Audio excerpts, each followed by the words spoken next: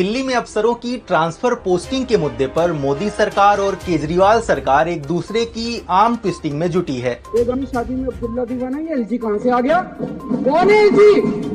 कहाँ से आ गया एलजी? दिल्ली भारत की राजधानी है। दुनिया में भारत की छवि दिल्ली पर भी निर्भर करती है और वहां के अफसर के साथ इस तरह की बदसलूकी, तो इसीलिए भारत सरकार ने एक ऑर्डिनेंस लाया है। क्या है वो अध्यादेश जिसके जरिए केंद्र सरकार ने सुप्रीम कोर्ट का फैसला पलट दिया और विपक्षी नेताओं से मिल रहे केजरीवाल क्या दिल्ली पर वापस अधिकार पाने में कामयाब हो पाएंगे? सबसे पहले पूरा मामला जान लीजिए। दिल्ली विवाद को एक लाइन में समेटना हो तो मैं कहूंगा एक फूल दो माली। दिल्ली एक फूल है, केजरीवाल सरकार और लेफ्टिनेंट गवर्नर इसके दो माली हैं। खींचान की शुरुआत होती है मई 2015 से, जब केंद्र सरकार ने एक नोटिस जारी करके कहा कि अधिकारी अब मुख्यमंत्री नहीं एलजी को रिपोर्ट करेंगे।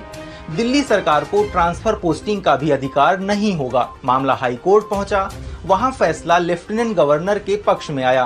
केजरीवाल सुप्रीम कोर्ट पहुंच गए। कई फेज की सुनवाई के बाद 11 मई 2023 को सुप्रीम कोर्ट में 5 जजों की संविधान पीठ ने एक मत में फैसला सुनाया। कोर्ट ने अफसरों पर कंट्रोल का अधिकार दिल्ली सरकार को दे दिया। साथ ही कहा कि उपराज्यपाल सरकार की सलाह पर ही काम करेंगे। सुप्रीम कोर्ट के इसी फैसले को केंद्र सरकार ने अध्यादेश के जरिए पलट दिया।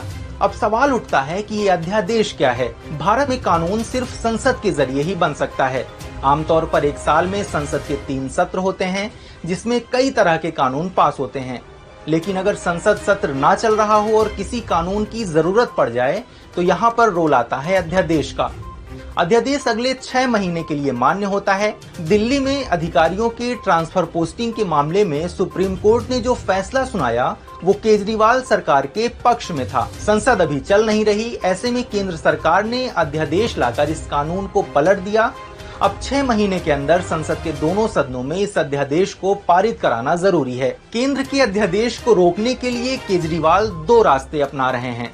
पहला, सुप्रीम कोर्ट में अध्यादेश को चुनौती और दूसरा, राज्यसभा में इस अध्यादेश को रोकना। सीधे सीधे केंद्र सरकार सुप्रीम कोर्ट को चुनौती दे रही है, सुप्रीम कोर्ट को चैलेंज कर रही है कि तुम जो मर्जी ऑर्डर कर लो, तुम्हारे सारे ऑर्डर हम 2 मिनट के अंदर ऑर्डिनेंस लाके बिल लाके सब खत्म कर देंगे। दिल्ली सरकार ने कहा है कि वो सुप्रीम कोर्ट में इस अध्यादेश को चुनौती देगी, लेकिन केजरीवाल के पास दूसरा रास्ता भी है।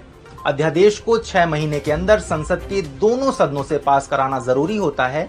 लोकसभा में बीजेपी और इसके गठबंधन दलों के पास बहुमत है, यहाँ आसानी से ये अध्यादेश पारित हो जाएगा, लेकिन राज्यसभा में इस अध्यादेश को पारित करवाना मुश्किल होगा। राज्यसभा में कुल सदस्यों की संख्या 245 है।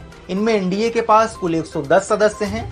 फिलहाल 2 मनोनीत सदस्यों की सीट खाली है। संभावना है कि बीजेपी इस अध्यादेश पर वोट कराने से पहले ये सीटें भर देगी। इस तरह एनडीए के पास राज्यसभा में 112 सदस्य हो जाएंगे।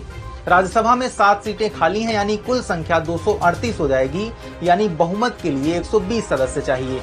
बीजेपी और उसके सहयोगी दल मिल जाएं, फिर भी राज्यसभा में बहुमत से 8 सदस्य कम पड़ेंगे। केजरीवाल 8 की संख्या पूरी नहीं होने देना चाहते। विपक्षी एकता के जरिए केजरीवाल राज्यसभा में इस अध्यादेश को हर हाल में रोकना चाहते हैं। अब केजरीवाल की आस सुप्रीम कोर्ट और राज्यसभा से ही पूरी हो सकती है।